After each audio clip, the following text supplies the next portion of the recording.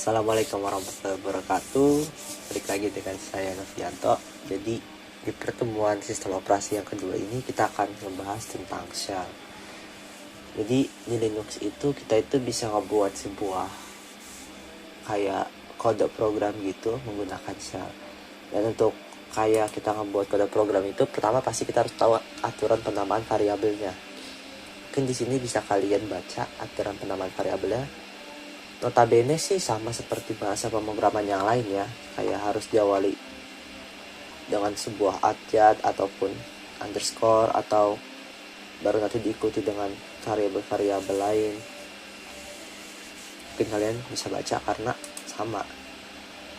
Nah, di sini bisa dilihat.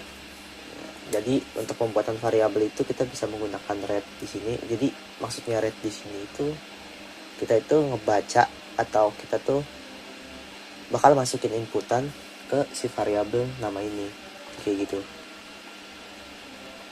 Kemudian juga ada beberapa operator perbandingan. Biasanya kan kalau misalkan di bahasa pemrograman lain, kita operator perbandingannya itu menggunakan lebih besar sama dengan, lebih kecil sama dengan, menggunakan simbol ya. Tapi kalau untuk di Linux ini dia agak unik karena kita menggunakan huruf kayak min EQ untuk equal, min NE untuk not equal, min GT untuk greater than, min LT untuk less than, min G untuk greater equals, dan min LE untuk less than equal atau lebih kecil sama dengan lah. Jadi kayak gitu.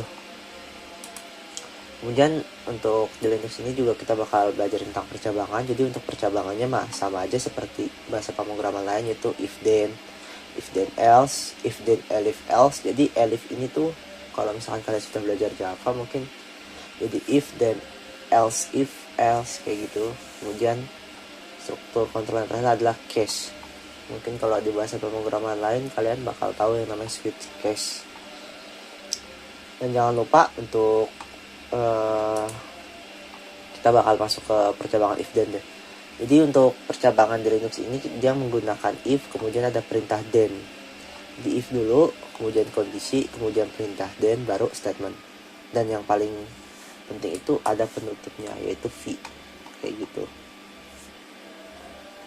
Jadi untuk setiap percabangan itu harus ditutup dengan kata v. Kemudian if then else. Kalau if then else ini pasti kalian tahu, untuk yang kayak ada dua pilihan. Apabila kondisinya benar bakal perintah 1, apabila kondisinya salah perintah 2 yang bakal dijalanin. Kalau if then elif else ini untuk banyak perintah ya. Jadi misalkan perintah 1 di kondisi 1 dicek, apabila benar perintah 1 dijalanin. Kemudian kondisi 2 dicek, apabila benar maka kondisi 2 yang bakal dijalanin, kayak gitu sih. Mungkin pasti kalian sudah paham sih karena udah pernah belajar bahasa pemrograman lain.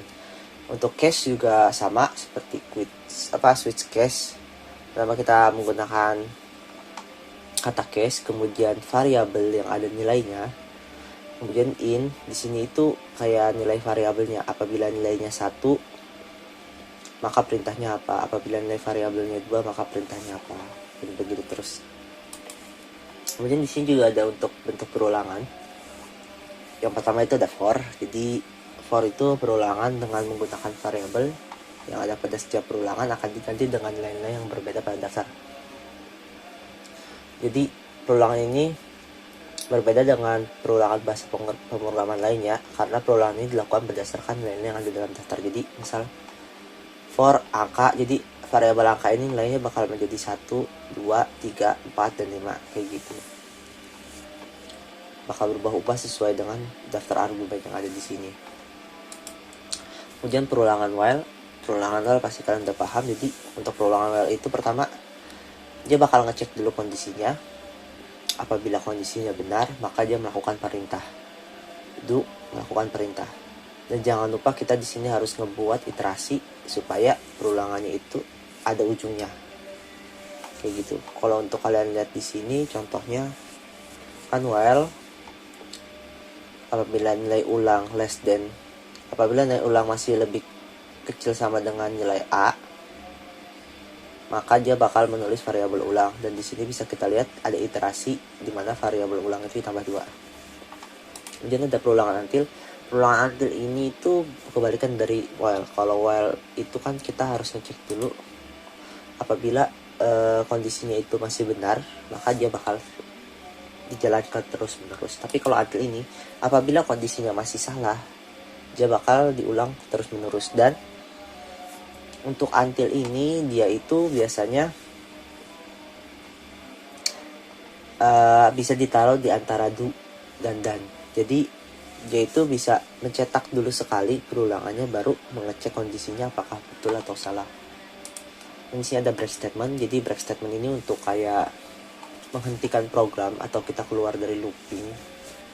Nah, dengan perintah ini pernyataan sebuah sudah dan akan dilaksanakan. Biasanya digunakan pada perintah looping while. Untuk contohnya bisa kalian lihat. Kemudian ini ada continue statement. Jadi kalau break tadi itu kan untuk keluar dari looping, tapi kalau untuk continue itu untuk melakukan dipaksa melakukan proses selanjutnya. Nah, untuk activity-nya di sini kita itu bakal ngebuat sebuah kayak ya program mudah lah menggunakan shell. Jadi pertama pasti kita harus ngebuka terminal dulu kan. Nah, di sini kalian bebas apakah kalian mau membuat kayak folder baru atau enggak. Tapi kalau saya itu ngebuat folder dengan nama saya. Nah, kemudian dalam folder ini kita akan ngebuka shellnya. Perintahnya apa? Ini ketik edit, kemudian nama programnya .sh. Nah, kok di sini saya udah muncul. Jadi karena saya sebelumnya udah ngebuat program dengan namanya .sh, jadi di sini sudah ada program saya. Nah, selanjutnya kalian hanya tinggal ya ikutin aja ini yang ada di sini. Kalian tulis ulang, jangan sampai salah. Mungkin saya bakal jelasin sedikit demi sedikit ya. Jadi kayak echo di sini ya kalian pasti pernah belajar. Jadi echo ini untuk ya kayak ngeprint tulisan menu. Kemudian read di sini itu untuk kita memasukkan inputan, dan inputannya itu bakal di save di variabel menu. Echo n ini untuk kayak, jadi setelah echo itu nggak langsung kalian ngebuat baris baru. Jadi read menunya ini nanti bakal ada di pilihan menu sini. Kayak gitu, kayak kursornya itu bakal pilihan menu. Di sini kita menggunakan if. Kenapa nggak menggunakan case? Karena di sini kan cuma ada 2 ya menunya, jadi kita pakai if aja. Jadi kalau misalkan if menu itu equal sama dengan 1 atau nilainya itu sama dengan 1, maka perintah yang di bawah ini akan dijalanin. Apabila perintah menunya itu sama dengan 2, maka perintah di bawah ini yang akan dijalanin. Jadi perintahnya itu untuk melihat apakah bilangan itu ganjil atau genap. Kalau misalkan udah di sini, kalian bisa tinggal ketik Ctrl S atau kalian klik simpan di sini, kemudian masuk lagi ke terminal. Nah, di terminal ini kan kursornya itu nggak jalan nih. Tinggal kalian ketik Ctrl C. Terus untuk compile gimana? Untuk compile kalian bisa menggunakan perintah chmod 755, kemudian nama filenya .sh, kayak gitu. Terus untuk nge-run filenya gimana? Kalian bisa titik slash nama filenya .sh. Nah, di sini saya sudah masuk ya ke dalam programnya. Sini saya pilih 1. Sekarang saya masukkan angka 5. Maka situ akan ada bilangan ganjil dari 1 sampai 5. Kemudian saya coba jalanin lagi. Saya pilih 2 dan saya bikin 8, maka situ ada bilangan genap dari 0 sampai 8. Program cukup sederhana, dan kemudian tidak semua orang tuh ada perintah gedit ya. Jadi kalian kayak harus install dulu dengan perintah sudo apt install gedit. Habis itu kalian coba masukin password Linux kalian. Selanjutnya tinggal tunggu aja sampai perintah geditnya itu selesai. Mungkin cukup sekian untuk pertemuan kali ini. Mohon maaf bila ada kurangnya. Apabila ada yang mau ditanyakan, silahkan bisa tanyakan via Gmeet atau via WA saya. Kurang lebihnya mohon maaf. Assalamualaikum warahmatullahi wabarakatuh. Terima kasih.